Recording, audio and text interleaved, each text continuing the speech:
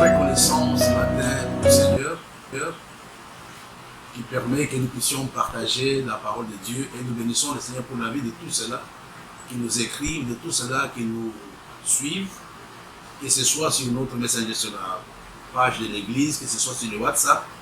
Vous êtes nombreux à pouvoir nous écrire et surtout à pouvoir nous faire des observations et des encouragements. Que Dieu vous bénisse. Nous sommes dans le même sujet, la foi et l'obéissance. Je vais répondre avant de donner le thème de ce matin. Il y a une question qui m'a été posée, s'il y avait une différence entre la foi et la soumission à la volonté de Dieu. À mon avis, il n'y a pas de différence. Donc, l'obéissance suppose que je soumets ma volonté à la volonté de Dieu. Il y a un texte que j'aimerais que je te donne. Avant, nous allons prier et après nous passerons au message du jour. C'est dans le livre de... C'est ce qui s'était passé dans le jardin de Gethsémani.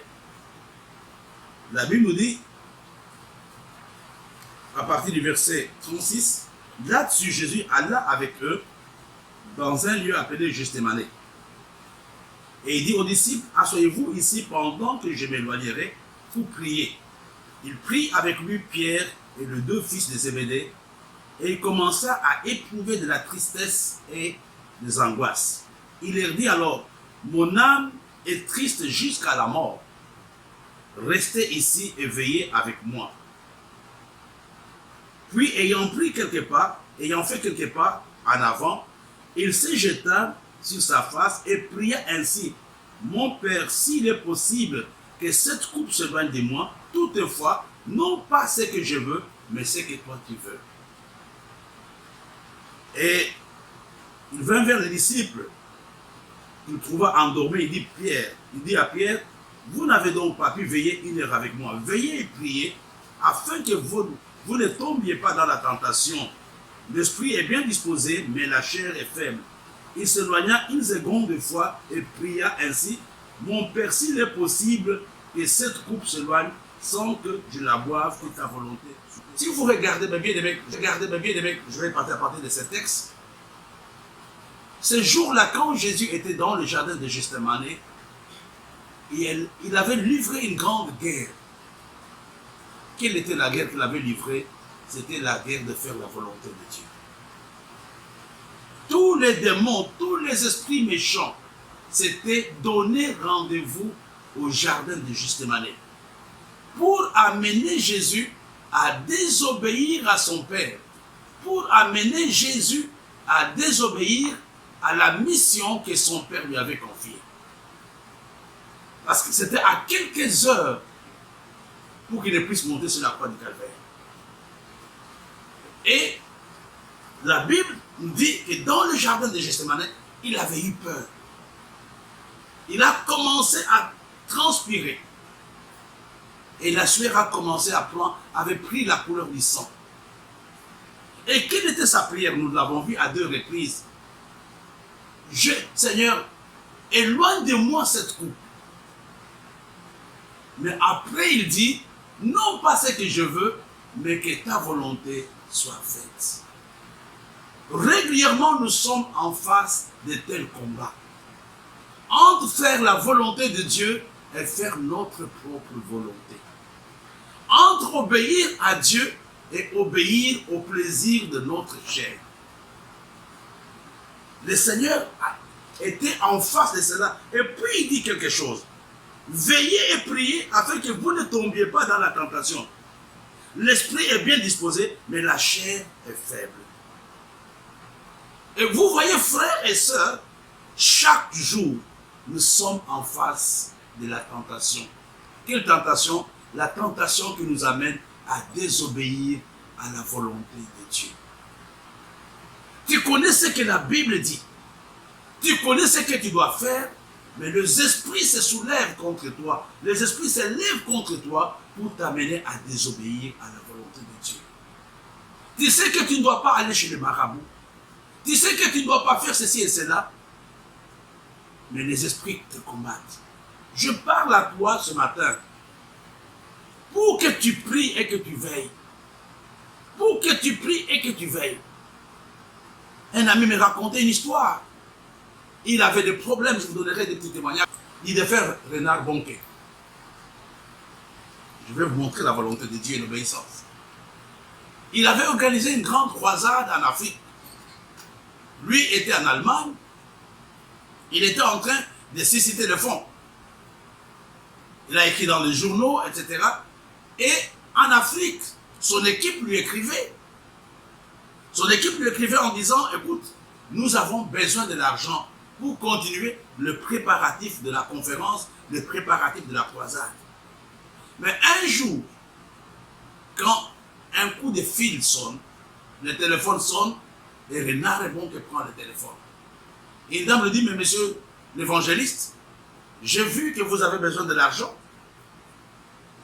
pour la croisade que vous organisez en Afrique. J'aimerais que vous passiez à mon bureau.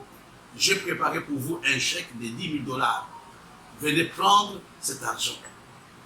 Frères et sœurs, ce serait une grande joie. C'était vraiment beaucoup de joie qu'il a reçu le coup de fil. Même toi, tu serais dans la même situation que moi. 10 000 $, c'est à peu près dans le 6 millions de francs qu'une femme lui donnait. Et Renard Bonquet est parti dans sa chambre de prière, il s'est agenouillé pour rendre des actions de grâce à Dieu, pour dire à Dieu merci, parce que tu m'as exaucé, parce que tu m'as donné 10 000 $. Pendant qu'il priait, pendant qu'il remerciait le Seigneur, une voix lui dit, le Seigneur lui dit, ce n'est pas moi qui ai envoyé cette femme, ne prends pas cet argent. Frères et sœurs, qu'allez-vous faire, vous qui me suivez? La pression de l'âge est là. La pression du succès est là. Quelqu'un te dit que non, moi j'ai la possibilité de te donner un peu de fétiche pour que tu prospères. Vous voyez, ce n'est pas évident faire la volonté de Dieu. Et nous devons compter sur le Seigneur et sur la prière. Il a appelé la dame pour dire merci. Il dit, mais Seigneur, moi je ne sais pas. J'ai la pression, les gens m'appellent. Dieu lui dit, je le ferai. Et n'oublions pas, je parle à quelqu'un maintenant, l'impatience peut t'amener à désobéir à la volonté de Dieu. Quand tu es impatient. Alors quand, avec l'histoire de Bonquet, il commence encore à prier pour que Dieu fasse des miracles, 48 heures après, une femme l'appelle, elle dit, Dieu m'a mis à cœur de te donner à peu près 20 000 $ pour ta conférence que tu dois organiser en Afrique. Dieu est un Dieu fidèle.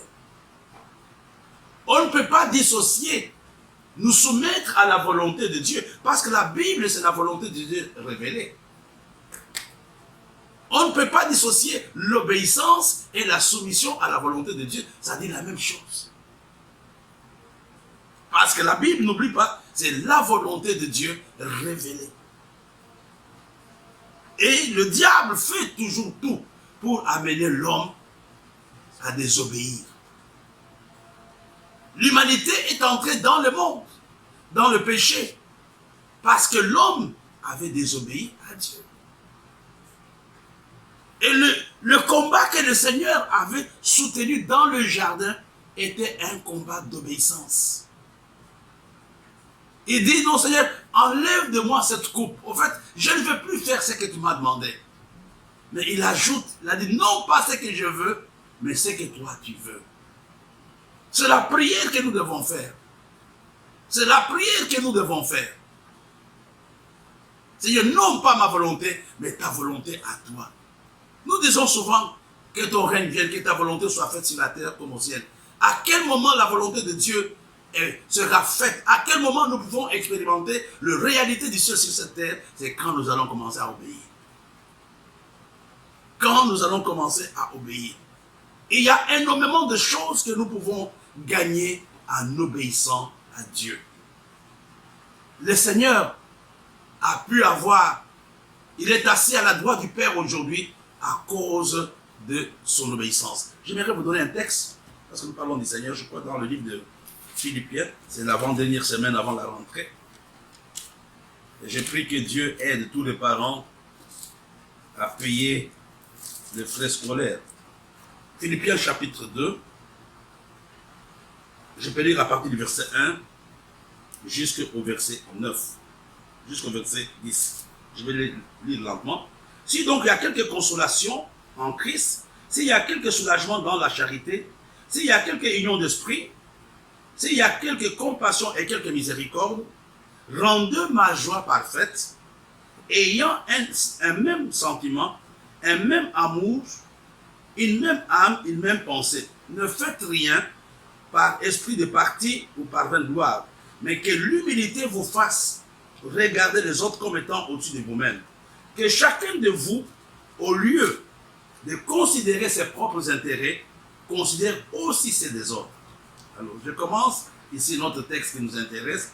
Ayez en vous les sentiments qui étaient en Jésus-Christ, lesquels existant en forme de Dieu, n'a point regardé comme une proie à arracher d'être égal avec Dieu, mais s'est dépouillé lui-même en prenant la forme de serviteur, en devenant semblable aux hommes et paru comme un simple homme, il s'est humilié lui-même, se rendant obéissant jusqu'à la mort, même jusqu'à la mort à la croix.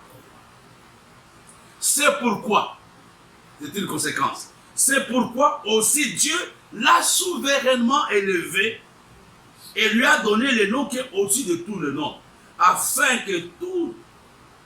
qu'au nom de Jésus, tout genou fléchisse dans les cieux, sur la terre et sous la terre.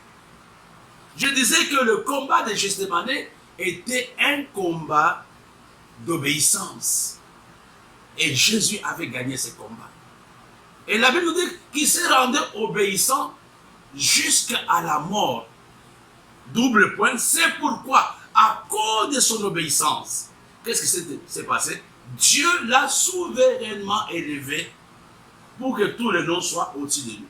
Frères et sœurs, il y a toujours de bénédictions que Dieu réserve à ceux qui obéissent. Il y a toujours, mon frère et ma sœur, ta chair peut te dire le contraire. Ta chair peut t'enseigner le contraire. Mais chaque fois que nous nous soumettons à la volonté de Dieu, chaque fois que nous obéissons à ce que Dieu nous recommande, Dieu nous élève. Il l'avait fait avec le Seigneur. Je vous ai dit que ce n'était pas automatique. À un moment, il a hésité. Il a dit, éloigne de moi cette coupe. Mais il s'est battu dans la prière. Et Jésus nous a laissé un chemin classique pour arriver à nous soumettre à la volonté de Dieu. Quel est ce chemin? C'est le chemin de la prière. C'est le chemin de la prière. C'est le chemin de la prière. Par la prière, je peux avoir la victoire sur ma chair. Parce que n'oublie pas que ta chair t'amène à désobéir à la volonté de Dieu. Ce matin, nous voulons prier pour notre volonté. Il y aura 7 sujets de prière que j'aimerais nous donner lentement. Vous allez répéter après moi. Au nom du Seigneur Jésus-Christ et par la vertu du sang qu'il a versé pour moi, je brise de tout lien par lequel le diable tient ma volonté captive. Premièrement, ma volonté captive à la procrastination, le fait de remettre toujours à plus tard ce qui doit être fait aujourd'hui. Le diable tient ma volonté captive par rapport à la volonté entêtée, une volonté insoumise à Dieu. J'aimerais que tu pries pour ces deux choses. Seigneur, que ma volonté soit soumise à ta volonté, que tout esprit de procrastination, que tout esprit de volonté entêtée périsse ce matin au nom de Jésus. Tu as envie d'obéir, mais il y a un sentiment qui te dit non, ne fais pas ça aujourd'hui, fais ça demain. Il y a des gens qui n'arrivent pas à obéir, qui pensent qu'ils ont encore beaucoup de temps. C'est un esprit. La deuxième chose, au nom de Jésus, j'applique le sang de Jésus sur ma volonté et je libère de toutes les chaînes de l'ennemi qui me tiennent captif dans mon indécision. Le deuxième ennemi de l'obéissance, c'est l'indécision. Il y a la procrastination. Reporter à demain ce que tu dois faire aujourd'hui. Non, je vais obéir demain. Je vais payer demain. Je vais me repentir demain. Je vais faire ceci et demain. C'est un pied du diable. Tu dois briser cela ce matin dans ta volonté. Tu dois briser cela. Non, je vais m'améliorer demain. J'ai encore le temps. Et le deuxième ennemi sur lequel tu dois prier ce matin, c'est l'indécision. Tu n'arrives jamais à décider. L'indécision te met entre les mains de tes ennemis. Tu ne décides pas. Je vais te dire la vérité. Tu as l'impression que c'est toi qui décides, mais c'est d'autres personnes qui décident à ta place. Tu dois briser ce matin toute forme d'indécision dans ta vie. Au nom de Jésus-Christ, je libère ma vie de toute forme d'insoumission à la volonté de Dieu. Je libère ma volonté de toute forme d'insoumission à la volonté de Dieu. J'aimerais ce matin que tu pries par rapport à cela. Il y a un domaine précis de ta vie dans lequel tu as l'insoumission. Tu es un homme bon, tu es un bon chrétien entre guillemets, mais il y a un domaine dans lequel tu n'es pas soumis. Il y a un domaine, peut-être tu n'es pas soumis au niveau du pardon. Tu n'es pas soumis au niveau peut-être de l'amour. Tu n'es pas soumis au niveau du paiement de ta dîme. Tu n'es pas soumis au niveau de ta consécration. Mais ce matin, prie que Dieu t'aide à te libérer de toute forme d'insoumission. Au nom de Jésus, je libère ma volonté de tout emprisonnement dans des habitudes malsaines. Je vous ai donné les ennemis de notre obéissance. Premièrement, la procrastination. Deuxièmement, je parlais l'indécision. Et ici, je suis en train de parler des habitudes. Je suis en train de parler des habitudes. Tu as été éduqué comme ça. Et tu vas rester comme ça. C'est une habitude. Je vais vous donner un exemple très facile. Je suis avec certaines personnes ici. Il y a quelques années, un de mes fils, je crois que j'étais en mission à Bafoussam. J'ai dit, écoute, comme tu as grandi, il est important que tu pries pour que Dieu t'aide pour te marier. La personne m'a regardé bizarrement. Il me dit, Daddy, tu dois prier pour le mariage. Je m'ai dit, oui, tu dois prier pour le mariage. Il a dit que non, pourquoi? Pour avoir une bonne femme. Il a souri, il a dit, mais si la femme est mauvaise, je la chasse, je prends une autre. Je crois qu'il me suit, il est avec moi ici. Il me dit, je chasse la personne, je prends une autre femme. Je dis, mais non, tu ne peux pas faire ça. Il a dit, mais pourquoi? Moi, je dis, parce que la Bible nous interdit. Et vous voyez, il y a des habitudes dans lesquelles nous avons grandi. Il y a un mode de pensée. Il y a un modèle de pensée dans lequel nous avons grandi qui nous amène à ne pas nous soumettre, à ne pas obéir. La première chose, je parlais de la procrastination. Deuxièmement, je parlais de la volonté entêtée. C'est-à-dire qu'une forme de rébellion en toi. Tu n'arrives pas à comprendre pourquoi tu t'opposes à cette situation. De la soumission. Premièrement, la procrastination. Deuxièmement, la volonté rebelle. La volonté entêtée. Troisièmement, l'indécision. Quatrièmement, les mauvaises habitudes. Cinquièmement, l'insoumission même. Tu dois combattre ça dans ta vie. Il y a des gens par nature qui sont insoumis, qui sont rebelles comme ça. Au nom de Jésus, je libère ma volonté de toute forme d'indépendance vis-à-vis de Dieu et je consacre ma volonté pour l'appliquer à chercher à faire la volonté de Dieu. Un autre ennemi de la volonté de Dieu, un autre ennemi de l'obéissance, c'est l'esprit d'indépendance. L'esprit d'indépendance. Et aujourd'hui, bien aimé, c'est tellement développé, même dans le monde. Vous savez, aujourd'hui en Europe, par exemple, on ne peut pas gronder un enfant. Je connais un musicien congolais qui a giflé sa fille et sa fille l'a fait emprisonner pour 1 an.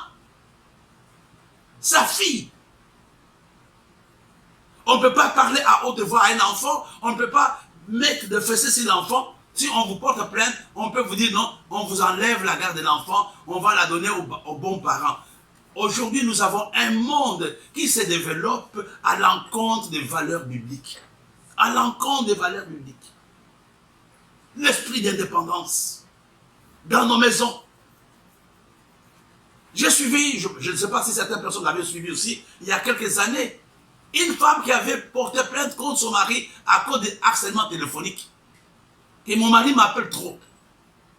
Et à cause des coups de fil, j'ai maintenant le cancer de cerveau, c'est à cause de mon mari. Est-ce que je n'ai pas le droit d'appeler ma femme? On dit que c'est un harcèlement. Il y a même des femmes qui portent plainte contre leur mari Parce que leur mari leur demande le sexe. Vous voyez que le monde aujourd'hui est un monde qui va à l'encontre des valeurs que la Bible enseigne. L'esprit d'indépendance, tu dois le briser. Je vous dis, mes frères et sœurs, il y a quelques années, j'étais parti avec une équipe de frères et sœurs de l'église au nord du Cameroun, à Garoua exactement. On avait un programme qu'on avait appelé programme Anoura. Anoura plutôt, qui signifie lumière dans la langue des Foufoudés, je pense.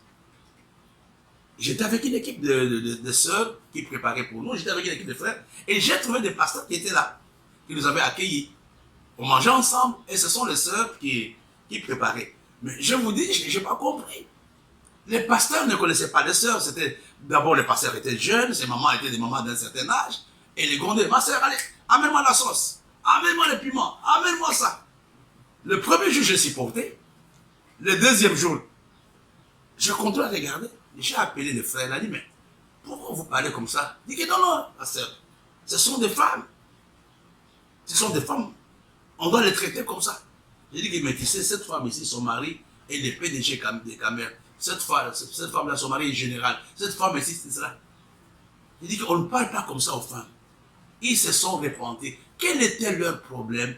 Les habitudes, l'éducation dans laquelle ces gens avaient été façonnés. Ils n'étaient pas mauvais, mais les habitudes dans lesquelles ils ont grandi les avaient amenés à ne pas respecter les femmes. Et tu dois prier par rapport à cela. Il y a des habitudes que nous avons trouvées qui sont à l'encontre des valeurs bibliques. Et je bénis Dieu, mes bien-aimés, pour l'église de la RDC. Ils ont combattu les habitudes du deuil. On faisait des habitudes du deuil pendant des jours, la femme restait sans se laver pendant, la veuve était maltraitée. Mais l'église s'est levée contre ces mauvaises habitudes, ces traditions. Aujourd'hui, on meurt le matin, on enterre la personne, l'homme ou la femme se lave et la vie continue. Ils ont réussi de ce côté-là. Ce matin, Dieu t'a donné. Jésus a gagné la victoire sur ta volonté dans le jardin de Gethsémane. Tu dois prendre autorité contre toute forme d'habitude qui t'empêche d'obéir à la volonté de Dieu. Contre toute forme d'indépendance, tu dois dire, Seigneur, je brise cela et j'amène ma volonté captive à l'obéissance de Christ. Je confesse que dans son agonie dans le jardin de Gethsémane, Jésus-Christ a brisé les joues de Satan. Tenant ma volonté dans le manque de prière, je libère par conséquent ma volonté du manque de prière. Une autre chose, mes bien-aimés, qui nous empêche à obéir, à ne pas obéir à la volonté de Dieu, c'est nous habituer à une vie qui ne prie pas. Le manque de prière est un ennemi de la volonté de Dieu. Et tu dois prier ce matin, Seigneur, restaure en moi la vie de prière. Restaure en moi la vie de prière. J'ai voulu ce matin répondre à ces frères qui voulaient répondre à ces frères qui voulaient poser cette question sur, je t'ai béni très en profondeur sur ces thèmes. Ce matin, je parlais essentiellement, pour ceux qui prennent note, je parlais des choses qui peuvent s'opposer à la volonté de Dieu. Des choses qui nous amènent, sans nous en rendre compte, à désobéir à la volonté de Dieu. Je parlais de la procrastination. Je parlais de la volonté rebelle. Je parlais de l'indécision. Je parlais de l'esprit d'indépendance. Je parlais des habitudes. Je parlais du manque de prière. Voilà un peu certaines choses qui peuvent nous amener à ne pas obéir à la volonté de Dieu. Ça a été un plaisir d'être avec vous pendant cette classe. Je pense que Dieu a parlé à quelqu'un. J'aimerais souhaiter à chacun d'entre vous un très bon week-end. Rendez-vous pour notre prochaine classe. Amen.